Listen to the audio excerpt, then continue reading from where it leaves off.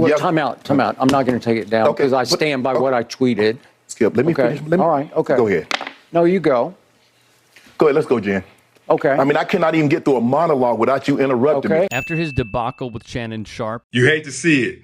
Skip and Shannon breaking up on live TV. And the public feuding on air. But there were things done here by someone here at this network that were inhumane. Hearing the backlash from colleagues. I think Skip's day is coming. And some even predicting what is taking place in present day. We know white men in this profession can kind of get away and do what they want. Just is what it is. Skip Bayless would announce the show would go on hiatus. However, we have an update. Wayne has agreed every Friday going forward to doing a segment with me live.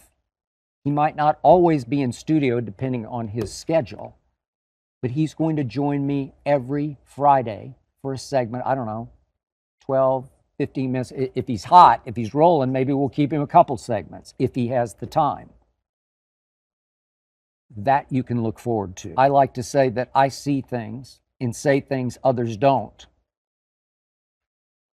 Wayne is my match. I'll tell you why this could work for a few reasons. First, the context of all of this. Lil Wayne's addition fills one of about 50 weekly segments for the show, meaning a ton remains to be seen about how the network plans to replace Shannon Sharpe, wrote Awful Announcing. True. We're kindred spirits, but we do see things differently, but very deeply. The latest on filling Shannon's chair. The Post's Andrew Marchand reported last month that Bayless and Richard Sherman have had talks about the Super Bowl champ potentially joining the show. As for Sharpe, we know that he's going to continue his Club Shay Shay podcast. The bigger question, though, is where does he go on network television? The money is certainly there. Could he grow his brand independently? Of course, absolutely. He's a household name at this point. However, when ESPN or FanDuel are offering you the bag, you probably take it. And here's how we know ESPN has interest. I respect the brother. And if he wants to come on First Take, I'm here for it. I support him. Stephen A. Smith gave his stamp of approval. As football season nears, a deal could be in place. So thus far, what we know via Front Office Sports, ESPN and FanDuel are in the running for his services. Now, let me tell you why the Lil Wayne thing is interesting and why I think it'll work.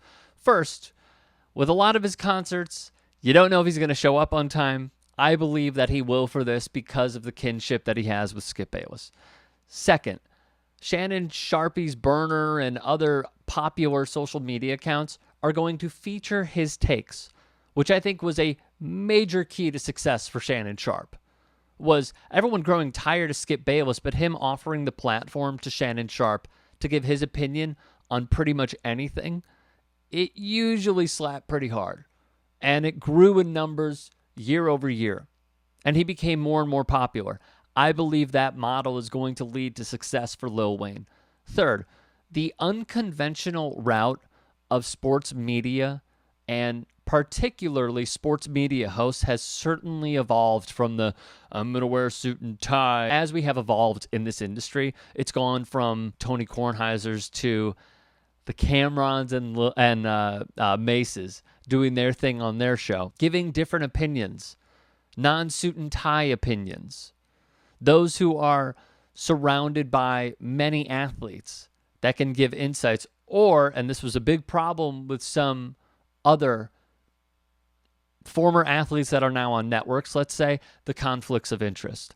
So that's the only hurdle. And here's what I'll relate it to. The color commentary that Snoop Dogg provided on the Nate Robinson, Jake Paul card. If you guys have no idea what I'm talking about, go YouTube that knockout and listen to Snoop. Throughout that broadcast, he was fantastic. Why? Because it's different. It's entertaining. It's fun. They don't take themselves super seriously. They don't do like the news desky voice. They're just truly authentic. And I think that resonates with a lot of people who are taking in content nowadays.